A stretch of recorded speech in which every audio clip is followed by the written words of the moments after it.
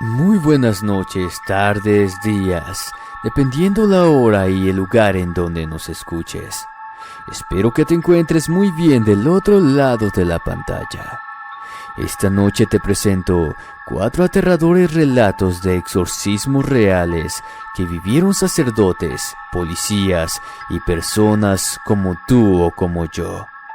Ponte cómodo para experimentar estas aterradoras historias basadas 100% en experiencias que ustedes, el público, nos envían.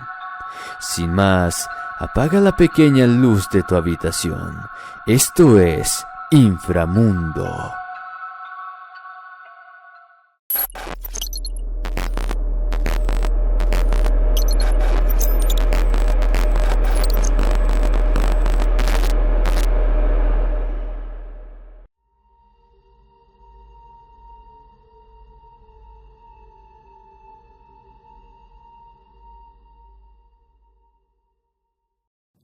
Muy buenas noches, soy el sacerdote Gerardo, y esto ocurrió en una zona rural.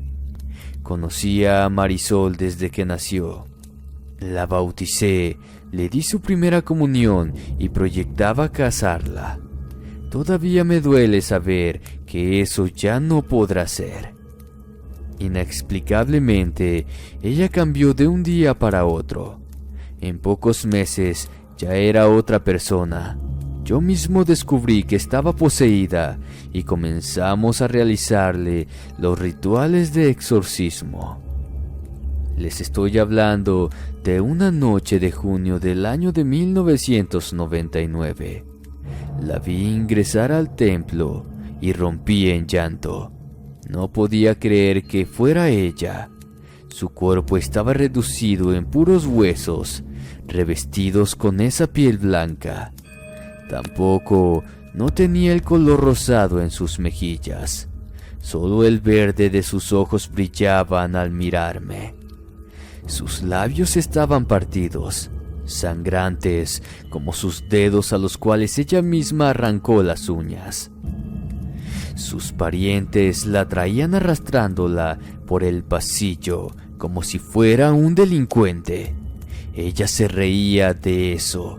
Podía ver sus dientes rotos detrás de esa maléfica sonrisa. Su lengua tenía un color oscuro, seguramente debido a insectos o heces con los que se alimentaba en esos últimos días. Olía a orina, vómito, a maldad, a muerte. Su madre me miraba con sus ojos llorosos. Su padre me suplicaba con su semblante de aflicción. Me pedían intentarlo una vez más, pedirle a Dios que fuese liberada de los demonios que llevaba dentro. Aún había esperanza. La escucharon hablar lúcida al despertar una mañana. Sin embargo, ahora eran esos entes los que se manifestaban, me maldecían y me odiaban. Los conduje hacia el cuarto donde llevábamos a cabo cada sesión de ritual. Cubrí mis hombros con la estola, tomé la Biblia, el rosario y nos preparamos para otra batalla más. Vi sus ojos volverse completamente blancos. La piel seca de su cuerpo se arrugó como la de una tortuga. Con la voz ronca de un hombre comenzó a tararear una canción mientras meneaba su cabeza en gesto de ironía. Yo no podía ver a Marisol en eso. En cambio, era el horror más inmenso que un sacerdote pudiera ver. Apenas las oraciones iniciaron, se puso rígida. A medida que el ritual se desarrollaba, se estremecía de dolor. Esos demonios sufrían dentro de ella.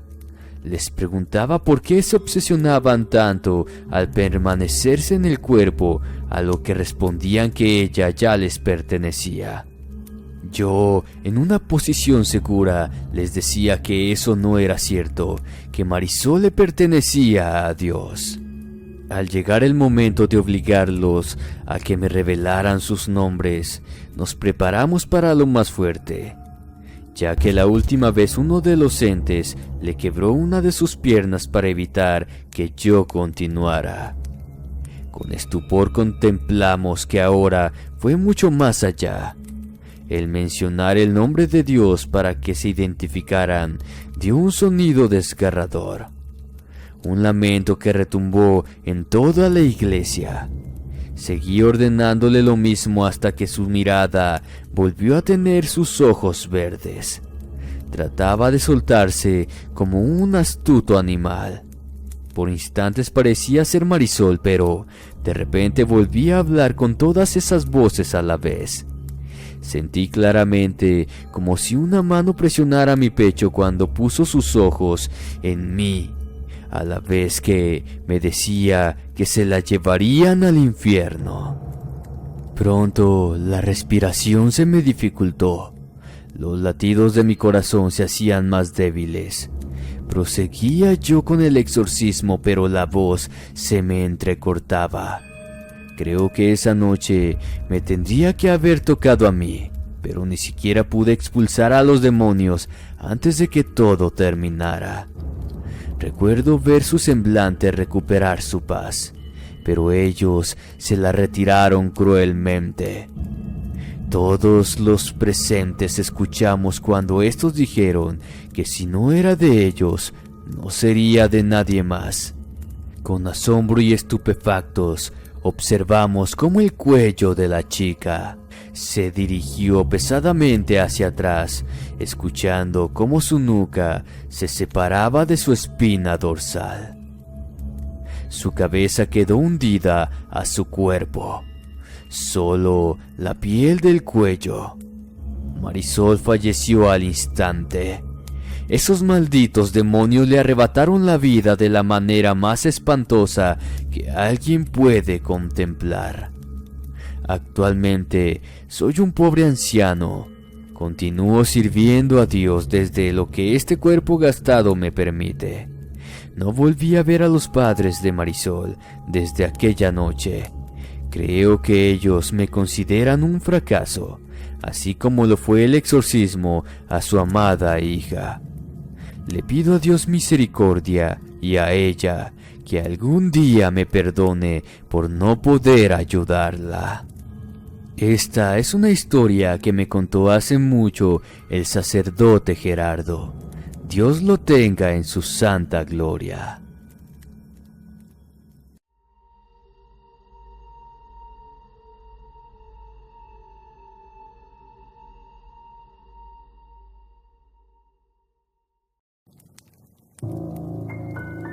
Muy buenas noches, inframundo. Me llamo Leopoldo Acevedo. Soy del Estado de México. Lo que les voy a compartir ocurrió en la década de los años 90, cuando todavía tenía 17 años. Israel, uno de mis primos, fue quien padeció de manera directa esto.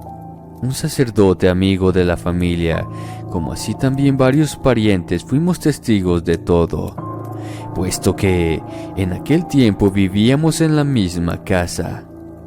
Una mañana de abril del año 1993, con 28 años, Israel amaneció con dolencias musculares. Él trabajaba como profesor de boxeo en mi ciudad. Se darán una idea entonces de su condición física. Alto y robusto, lo vimos caminar durante penas. Él mismo atribuyó el dolor al arduo entrenamiento al que se expuso aquella noche. Sin embargo, había algo raro en todo eso. Estaba un poco encorvado. Por momentos su mirada también era distinta. Se miraba callado. Evadía platicar con nosotros. Estuvo descansando el resto del día. Llegando la tarde, se dirigió al gimnasio donde sus alumnos lo esperaban a pesar de que su madre le pidió que no fuera a trabajar. A su regreso, tuvimos el primer evento paranormal. Estábamos cenando cuando él llegó. Se sentó a nuestro lado, mostrándose más dolorido todavía. De repente, uno de los vasos que había sobre la mesa comenzó a levitar. Con violencia fue arrojado por una fuerza invisible, estrellándose sobre la pared, rompiéndose en 1000 pedazos. Luego de ver aquella escena, Israel cayó desmayado sobre el suelo. Pasando los días, los sucesos iban en aumento al mismo ritmo que las conductas extrañas de mi primo. A veces lo encontrábamos caminando por la casa en las madrugadas, semidesnudo, con la mirada perdida. Lo regresábamos a su habitación, pero aún estando allí, parecía estar fuera de la realidad. A las pocas semanas su carácter se tornó irreconocible. Lucía despiadado, respondía con groserías. La voz parecía también haberle cambiado un poco. Prácticamente era otra persona. Una noche llamó la policía para decirnos que Israel estaba en la comisaría. En medio del entrenamiento de box en el gimnasio, había golpeado salvajemente a uno de sus alumnos hasta dejarlo inconsciente. Debido a la buena reputación que tenía, lo dejaron libre, pero le prohibieron volver a ejercer el oficio de profesor. Mis tíos hablaban de llevarlo a un psicólogo, pero fue el propio Israel quien una noche nos hizo entender cuál era su problema. Mi tío salió al patio de la casa para saber por qué nuestro perro no dejaba de llorar, pero llegó tarde. Trepado sobre un árbol, Israel sostenía al animal desde el cuello, y frente a la mirada congelada de su padre, le partió la cabeza destrozándola con sus propias manos, con una fuerza descomunal mientras sonreía macabramente. Como lo mencioné en un principio, un sacerdote de la familia vino a visitarlo. Mi primo estaba amarrado en la cama porque amenazaba con quitarle la vida a todos. Apenas lo vio en esa condición, nos dijo que tenía todas las características de un poseso. Su voz, su rostro, su fuerza, nada era como la recordábamos. Ya llevaba 5 meses haciendo sesiones de exorcismo. Creo que perdí la cuenta de cuántas fueron. Pero esa última noche fue sin dudas alguna de las más siniestras. El sacerdote leía un ritual en un pequeño libro en tanto le arrojaba agua bendita. Mi padre junto a mi tío lo sostenían de los brazos amarrados a una soga. Mi primo y yo hacíamos lo mismo con sus pies. Los alaridos que daba eran insoportables. Insultaba e intentaba soltarse mientras escupía a todos. Hablaba con una voz de anciano y por momentos lloraba como un niño, pretendiendo que lo liberáramos. El sacerdote le ordenaba en nombre de Dios para que revelara su identidad.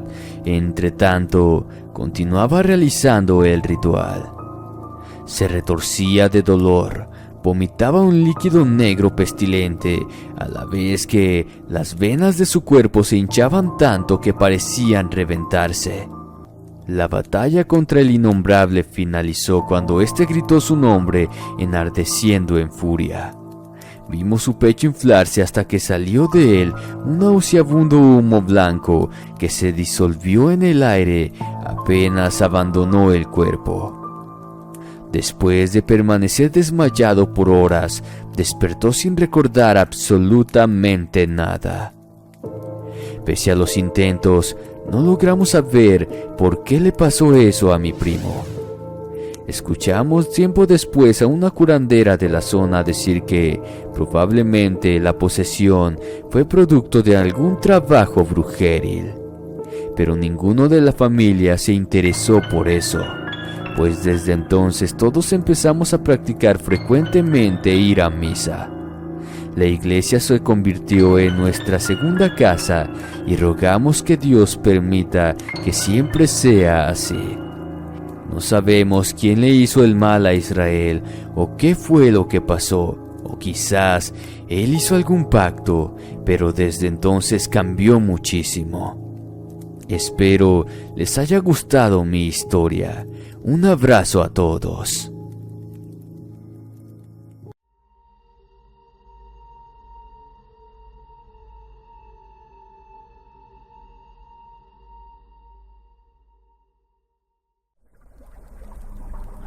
Cuando vi mi teléfono eran las 4:15 de la madrugada de aquel 19 de octubre del año 2001.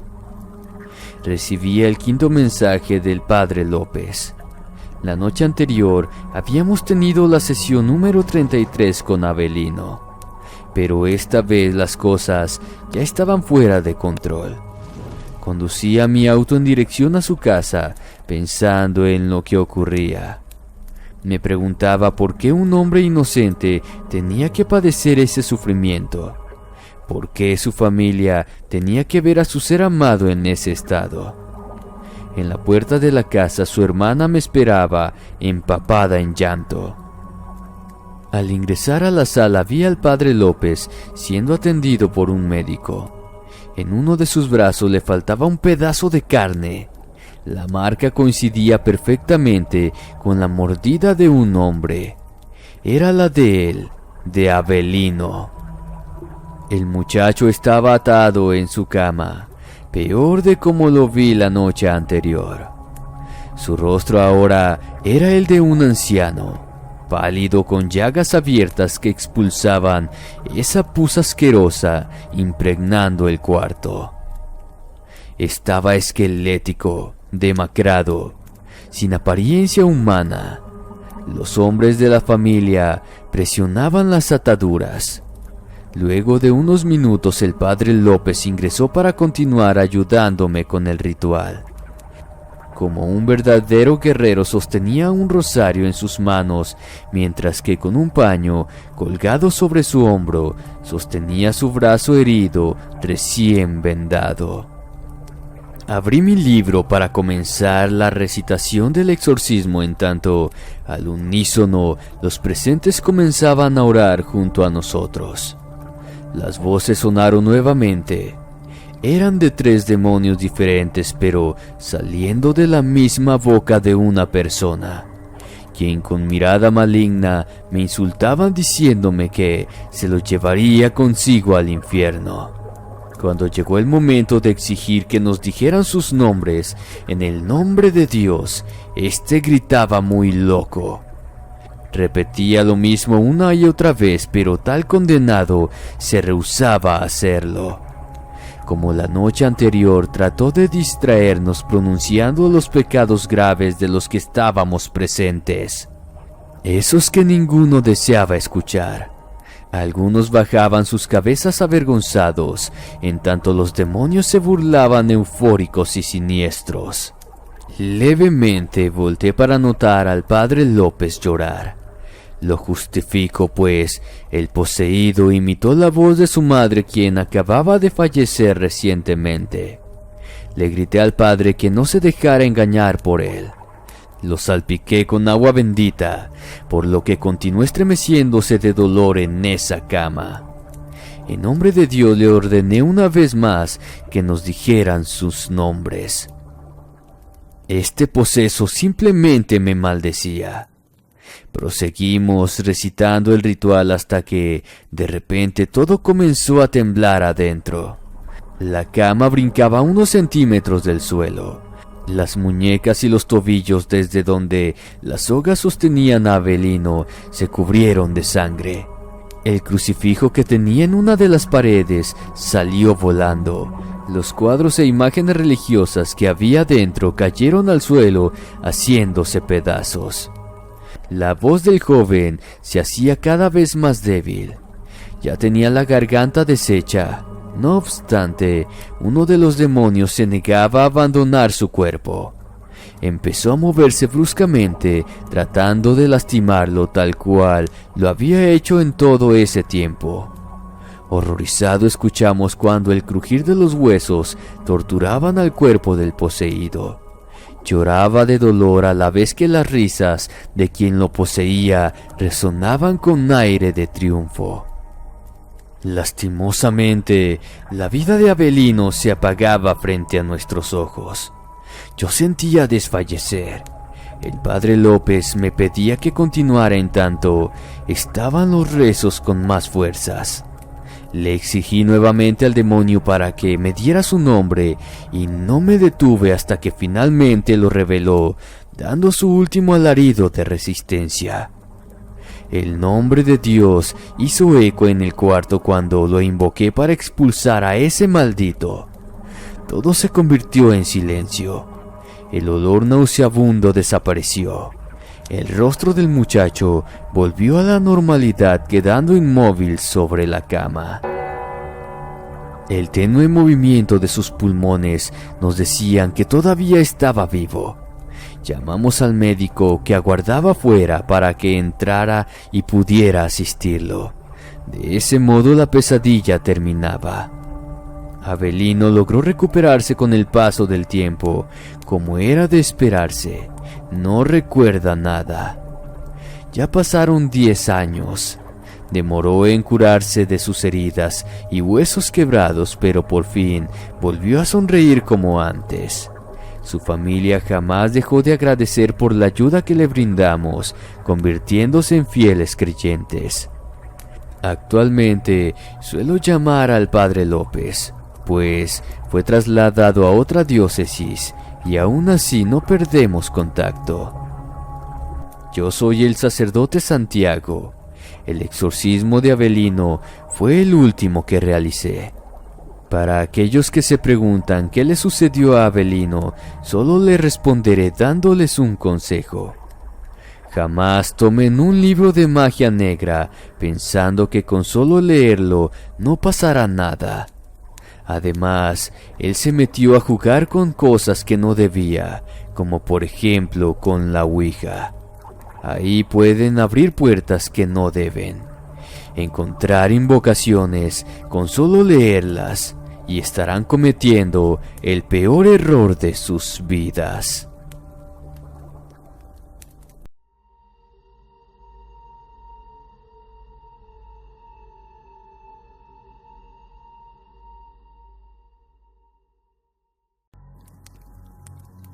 Mi nombre es Benito Quinteros. Soy policía. Este relato que les compartiré es verídico, pues lo viví yo mismo en enero del año 2005. La noche ocupaba la mayor parte de mi jornada laboral.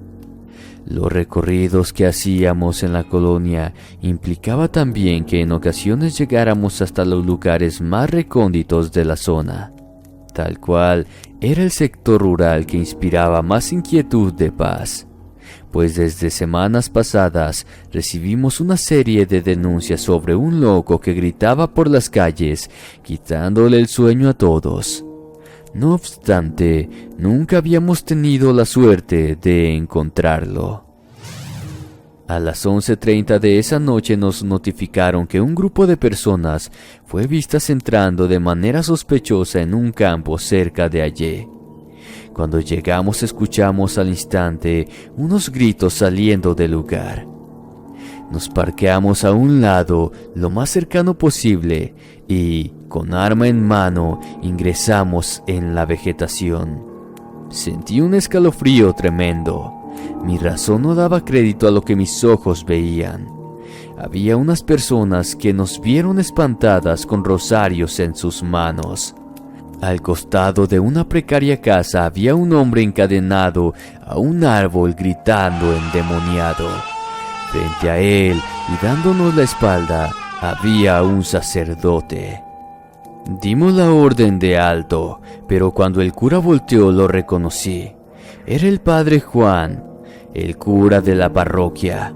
Tenía un libro abierto con un rosario al medio.